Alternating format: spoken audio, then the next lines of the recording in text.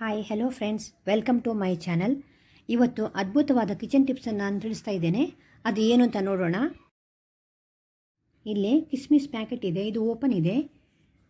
ಇದು ನನಗೆ ಸದ್ಯಕ್ಕಂತೂ ಇದು ಬೇಡ, ಇನ್ನು ಇದನ್ನು ಬಂದ್ ಮಾಡಿ ಇಟ್ಕೊಳ್ಬೇಕು. ಅದಕ್ಕೆ ನಾನು ಸಿಲ್ವರ್ ಫಾಯಿಲ್ ತೊಗೊಂಡಿದ್ದೇನೆ, ಅದನ್ನು ಕಟ್ ಮಾಡಿಕೊಳ್ತಾ ಇದ್ದೇನೆ. ಸಿಲ್ವರ್ ಫಾಯಿಲನ್ನು ಕಟ್ ಮಾಡಿಕೊಂಡು ಈ ಪ್ಯಾಕೆಟ್ ಮೇಲೆ ಇಡಬೇಕು. ನಾನು ತೋರಿಸಿದ ರೀತಿಯಲ್ಲಿ ಇಟ್ಕೊಳ್ಬೇಕು. ನಂತರ ಬಿಸಿಯಾದ ಐರನ್ನಿಂದ ಪ್ರೆಸ್ ಮಾಡಿಕೊಳ್ಬೇಕು. ಐರನ್ ಬಿಸಿ ಮಾಡಿಕೊಳ್ಬೇಕು. ಬಿಸಿಯಾದ ಐರನ್ನಿಂದ ಪ್ರೆಸ್ ಮಾಡಿಕೊಂಡ್ರೆ ಅದು ಟೈಟಾಗಿ ಪ್ರೆಸ್ ಆಗುತ್ತೆ, ಅಂಟಿಕೊಳ್ಳುತ್ತೆ ಪುನಃ ಅದು. ನೋಡಿ ಈಗ ಪ್ಯಾಕೆಟ್ ಹೇಗೆ ಬಂದಾಗಿದೆ ಅಂತೇಳಿ, ಫುಲ್ ಕ್ಲೋಸ್ ಆಗಿದೆ. ಈಗ ಕೆಳಗೆ ಬೀಳಲ್ಲ.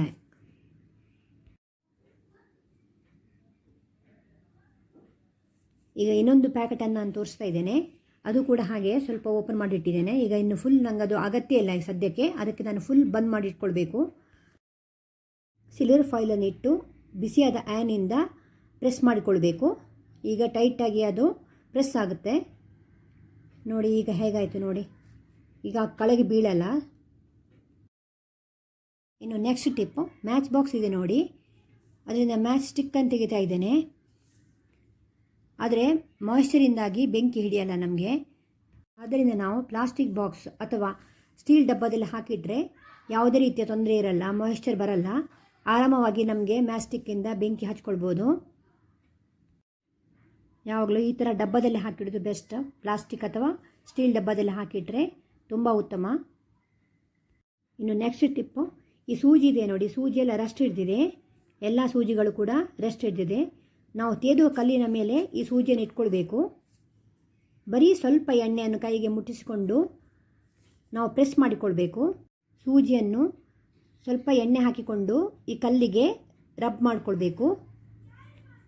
ಆಗ ಎಲ್ಲ ರಸ್ಟ್ ಎಲ್ಲ ಹೊರಗೆ ಬರುತ್ತೆ. ನಂತರ ಹಳೆ ಬಟ್ಟೆಯಿಂದ ಸೂಜಿಯನ್ನು ಉಜ್ಜಿಕೊಳ್ಳಿ.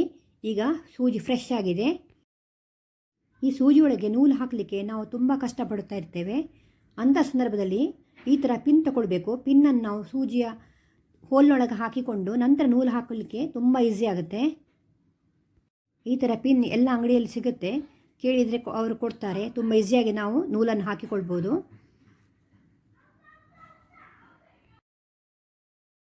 ಇನ್ನು ನೆಕ್ಸ್ಟ್ ಟಿಪ್, ಗ್ಯಾಸ್ ಸ್ಟವಿಗೆ ಈ ಥರ ಪ್ಲೇಟ್ ಸಿಗುತ್ತೆ. ಇದನ್ನು ನಾವು ಅಡ್ಜಸ್ಟ್ ಮಾಡಿ ಹೀಗೆ ಹಾಕ್ಕೊಳ್ಬೇಕು. ಆಗ ನಮಗೆ ಬೆಂಕಿ ಆರಿ ಹೋಗುತ್ತೆ ಅಂತ ಹೆದರಿಕೆ ಇರಲ್ಲ. ಫ್ಯಾನ್ ಆನ್ ಮಾಡಿದರೂ ಟೆನ್ಷನ್ ಇರಲ್ಲ, ಬೆಂಕಿ ನಂದಿ ಹೋಗಲ್ಲ. ಪಾತ್ರೆ ಆರಾಮವಾಗಿ ಪಾತ್ರೆಯನ್ನು ಇಡ್ಬೋದು ನಾವು. ಈ ಥರ ಪ್ಲೇಟ್ ಇಡೋದ್ರಿಂದ ಬೇಗ ಫ್ಲೇಮಲ್ಲಿ ಬೇಗ ಬಿಸಿ ಆಗುತ್ತೆ. ಇನ್ನು ನೆಕ್ಸ್ಟ್ ಟಿಪ್ಪು, ಬಟಾಟೆಯನ್ನು ಬೇಗ ಬೇಯಿಸ್ಕೊಳ್ಬೇಕು ಅಂತಾದರೆ ಅರ್ಜೆಂಟ್ ಇರುವಾಗ ಈ ಥರ ಒಂದು ಪ್ಲಾಸ್ಟಿಕ್ ಕವರ್ ಒಳಗೆ ಹಾಕ್ಕೊಳ್ಬೇಕು. ನಂತರ ಅರ್ಧ ಚಮಚ ನೀರು ಹಾಕ್ಕೊಳ್ಬೇಕು. ಆಮೇಲೆ ನಿಧಾನವಾಗಿ ಒಂದು ನಾಟ್ ಹಾಕ್ಕೊಳ್ಬೇಕು. ಇನ್ನು ಮೈಕ್ರೋವೇವಲ್ಲಿ 5 ಮಿನಿಟ್ಸ್ 15 ಸೆಕೆಂಡ್ ಇಡಬೇಕು. ಕೇವಲ 5 ಮಿನಿಟ್ಸ್ 15 ಸೆಕೆಂಡಲ್ಲಿ ಇದು ಬೇಯುತ್ತೆ. ಜಾಗ್ರತೆಯಾಗಿ ತೆಗಿಬೇಕು, ಬಿಸಿ ಬಿಸಿಯಾಗಿರುತ್ತಲ್ಲ, ತುಂಬ ಜಾಗ್ರತೆಯಾಗಿ ತೆಗಿಬೇಕು ಓಪನ್ ಮಾಡಿ. ಈಗ ನೋಡಿ ಆಲೂಗಡ್ಡೆ ಬೆಂದಿದೆ. ಈಗ ಓಪನ್ ಮಾಡಿ ತೋರಿಸ್ತಾ ಇದ್ದೇನೆ. ಬಿಸಿಯಾಗಿರುತ್ತೆ, ತುಂಬ ಜಾಗ್ರತೆಯಾಗಿ ತೆಗೀರಿ.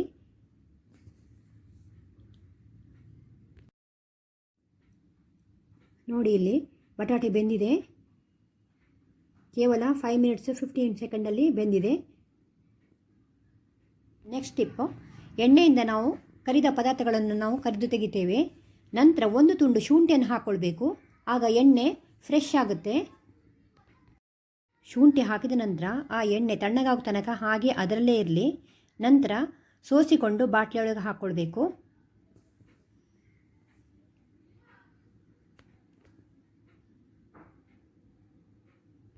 ಈ ಸೋಸಿದ ಎಣ್ಣೆಯನ್ನು ಅಡುಗೆಗೆ ಉಪಯೋಗಿಸ್ಬೋದು, ದೋಸೆಗೆ ಉಪಯೋಗಿಸ್ಬೋದು, ಪಲ್ಯಕ್ಕೆ ಉಪಯೋಗಿಸ್ಬೋದು.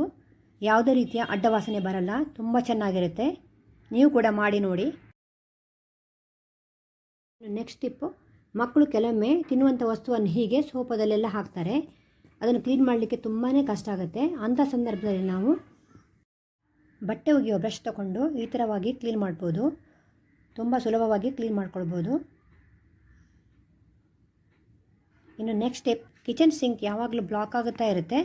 ಪಾತ್ರೆ ತೊಳೆಯುವಾಗ ಎಲ್ಲ ಕಸ ಒಟ್ಟಾಗಿ ಬ್ಲಾಕ್ ಆಗುತ್ತೆ. ಅಂಥ ಸಂದರ್ಭದಲ್ಲಿ ನಾವು ಈ ಥರದ ಸ್ಟ್ರೈನರ್ ಒಂದು ಹಾಕ್ಕೊಳ್ಬೇಕು. ಆಗ ಕಸ ಅದರಲ್ಲಿ ಒಟ್ಟಾಗುತ್ತೆ. ಸಿಂಕ್ ಬ್ಲಾಕ್ ಆಗುತ್ತೆ ಅಂತ ಟೆನ್ಷನ್ ಇಲ್ಲ. ಕ್ಲೀನ್ ಮಾಡಲಿಕ್ಕೂ ನಮಗೆ ತುಂಬ ಈಸಿ ಆಗುತ್ತೆ. ನೋಡಿ, ಸ್ಟೇನರ್ ಕ್ಲೀನ್ ಮಾಡಿ ಇಟ್ಟಿದ್ದೇನೆ ನೋಡಿ, ಈ ಥರ ಇಡಬೇಕು.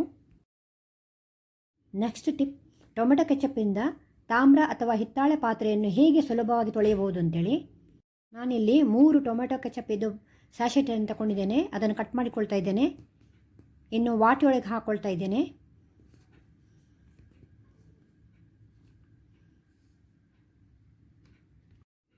ಈ ಟೊಮೆಟೊ ಕೆಚಪ್ಪಿಗೆ ಇನ್ನು 1 ಚಮಚ ಉಪ್ಪನ್ನು ಹಾಕ್ಕೊಳ್ಬೇಕು.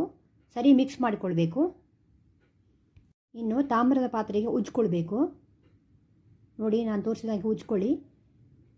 ಹೇಗೆ ಕ್ಲೀನ್ ಆಗ್ತದೆ ನೋಡಿ, 2 ನಿಮಿಷದಲ್ಲಿ ಕ್ಲೀನ್ ಆಯಿತು. ಕಷ್ಟ ಇಲ್ಲದೆ ತೊಳಿಬೋದು ನಾವು. ಅದೇ ಥರ ಹಿತ್ತಾಳೆ ಪಾತ್ರೆಯನ್ನು ಕೂಡ ಟೊಮೆಟೊ ಕೆಚಪ್ಪಿನಿಂದ ಉಜ್ಜಿಕೊಳ್ತಾ ಇದ್ದೇನೆ.